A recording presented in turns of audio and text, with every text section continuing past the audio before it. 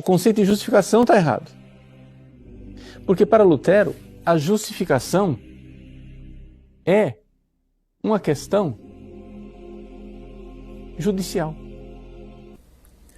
Gente, eu quero que vocês prestem muita atenção no que este padre está falando, tá? No que ele está dizendo, mas fiquem até o final desse vídeo, porque eu quero comentar as falas dele, mas não com base em achismo. Eu quero mostrar para você nas escrituras coisas assim, tremenda, tá bom? Então eu espero você. É uma justificação forense. Ou seja, você é pecador, desordenado, safado, sem vergonha, e então o Cristo escreve, digamos assim, uma quitação: você não me deve mais nada, você pode entrar no céu, quando você acredita nisso, está salvo.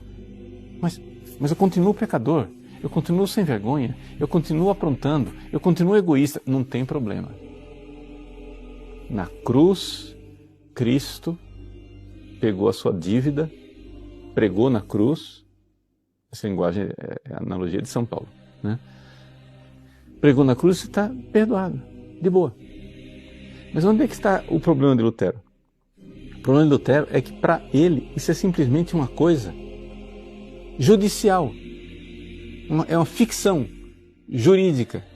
Você, de fato, não está salvo. Não houve nenhuma modificação em você. Você continua sendo o velho sem vergonha de sempre, só que você bonzinho com você, faz de conta que está quitada a dívida. E aí está resolvida a história. Então é claro que com este conceito de justificação, eu quero que vocês entendam isso agora, reflitam sobre isso, é aqui que está a coisa. Com tal conceito de justificação, é claro que não tem sentido celebrar missa. Meus irmãos, pensando em formação, eu não poderia estar falando nada, porque eu sou um indouto perto do nobre amigo padre, né, que tem uma formação acadêmica muito grande. Mas eu quero refutar algumas coisas que ele falou com base nas escrituras. Veja só uma coisa, meus irmãos. Ele ensina com base na tradição e no catecismo. O que é a tradição? Tudo aquilo que o Papa coloca como lei, tudo aquilo que o Papa determina, passa a fazer parte da tradição, passa a ser seguido pela Igreja como sendo uma regra geral que leva à salvação, tá? Porém, quando ele fala do Lutero, ele não está falando do Martinho Lutero propriamente. Ele está falando de todo aquele que se diz cristão e que não faz parte da Igreja Católica Apostólica Romana. Agora, o que eu quero que você entenda é, vamos pegar por partes. Ele diz no seu vídeo que Lutero prega uma salvação, uma justificação que ela não acontece.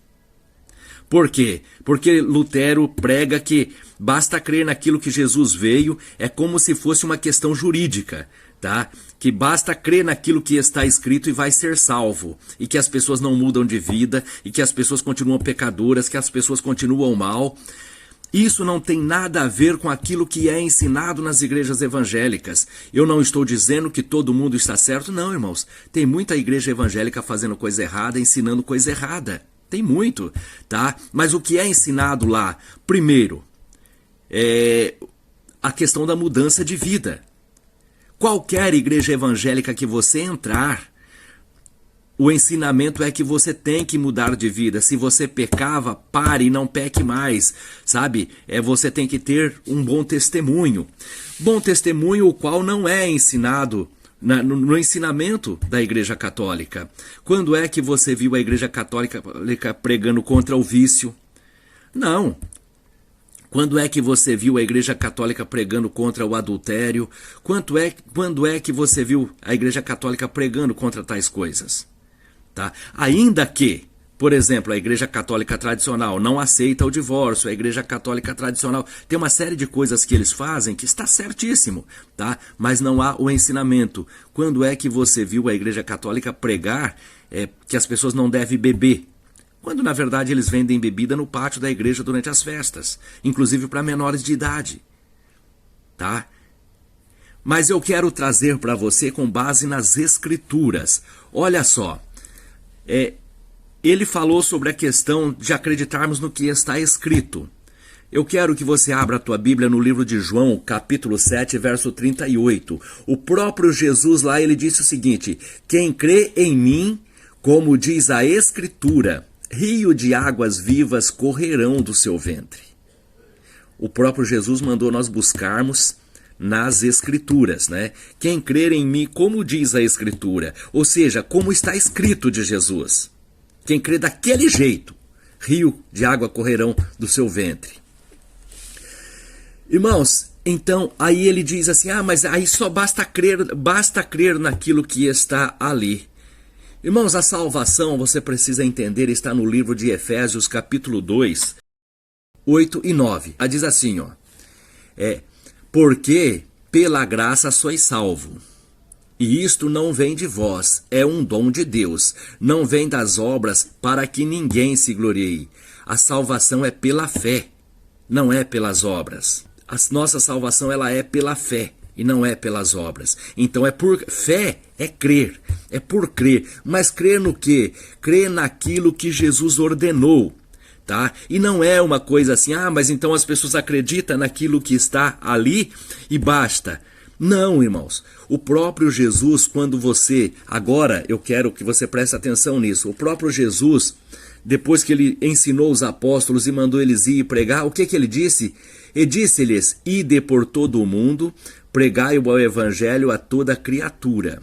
Quem crer e for batizado será salvo, mas quem não crer será condenado. Marcos 16, versos 15 e 16. Quem crer e for batizado. Agora, crer no quê? Naquilo que os apóstolos ensinaram, naquilo que os apóstolos pregaram, naquilo que os apóstolos fizeram.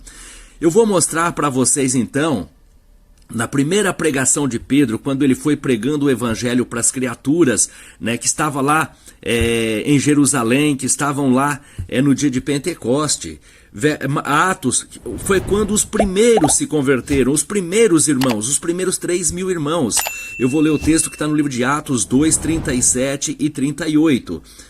Vou até o 41, que diz assim, e ouvindo eles isto, compungiram-se em seu coração e perguntaram a Pedro e aos demais apóstolos, o que faremos, varões irmãos? E disse-lhes Pedro, arrependei-vos e cada um de vós seja batizado em nome de Jesus Cristo para perdão dos pecados e recebereis o dom do Espírito Santo. Porque a promessa vos diz respeito a vós, aos vossos filhos, aos que estão perto, aos que estão longe, a tantos quantos Deus nosso Senhor chamar. E com muitas outras palavras, isto testificava e os exortava, dizendo, salvai-vos desta geração perversa. De sorte que foram batizados os que de bom grado receberam a sua palavra. Naquele dia agregaram-se quase 3.000 almas. Primeiros 3.000 cristãos que entraram não é na igreja do Papa, não é na igreja do Lutero, não é na igreja de homem algum, é na igreja de Cristo. Porque foi a igreja que ele prometeu a Pedro lá em Mateus 16, do verso 16 até o 20. Que edificaria sobre aquela pedra, edificaria sua igreja, as portas do inferno não prevaleceriam contra ela, e o que Pedro ligasse na terra seria ligado no céu. Agora veja qual foi a lógica aqui. As pessoas ouviram a palavra, se reconheceram pecador, se arrependeram dos seus pecados. Mas o arrependimento só não gerou perdão.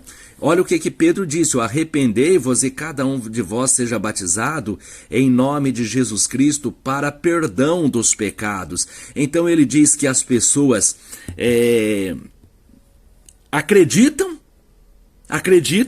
mas continuam pecador? Não é verdade. Porque aquele que acreditou na pregação, aquele que acreditou no evangelho, vai se reconhecer pecador e vai se arrepender dos seus pecados. Mas daí Para ele ser perdoado de tudo o que ele fez anteriormente, ele precisa ser batizado em nome de Jesus Cristo. Ao ser batizado em nome de Jesus Cristo, ele recebe o perdão dos seus pecados. E assim foi com as primeiras 3.000 pessoas que foram batizados. Então, quando você lê todo o ensinamento de Jesus, diz o quê? Eu não vivo mais, Cristo vive em mim.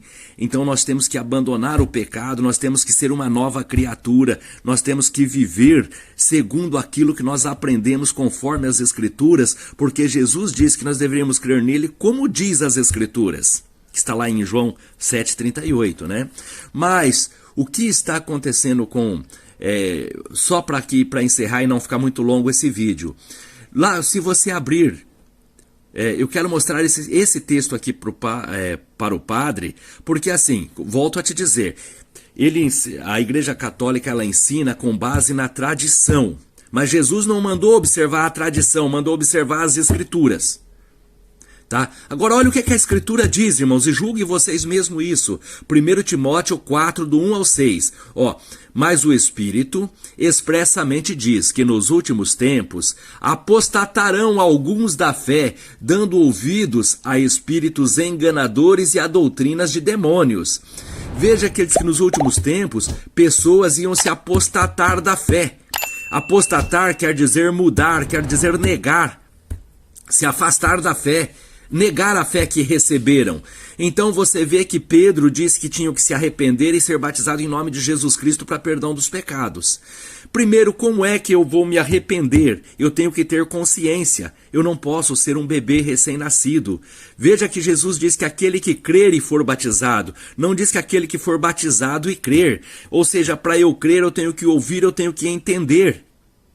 Então, nós pregamos o Evangelho, ouvimos a mensagem, ouvimos o Evangelho, vai causar o arrependimento. E para ter o arrependimento eu preciso ter consciência. É por isso que nós batizamos e somos batizados adultos, porque nós temos que ouvir e temos que compreender. Mas algumas pessoas fazem diferente. Lá em Timóteo está falando sobre isso. Está dizendo assim, mas o Espírito expressamente diz que nos últimos tempos apostatarão alguns da fé, dando ouvidos a espíritos enganadores e a doutrinas de demônios. Espíritos que trazem o engano, são doutrinas de demônios, ou seja, são doutrinas contrárias a Cristo, né? Pela hipocrisia de homens que falam mentiras, tendo cauterizado a sua própria consciência. Agora, qual que é o fruto destas pessoas que, por hipocrisia de homem, estão mentindo? E estão mentindo porque têm a mente já cauterizada, já não consegue mais ver o pecado. Tendo cauterizado a sua própria consciência, proibindo o casamento e ordenando a abstinência dos alimentos que Deus criou para os fiéis e para os que conhecem a verdade, a fim de usarem deles com ação de graça.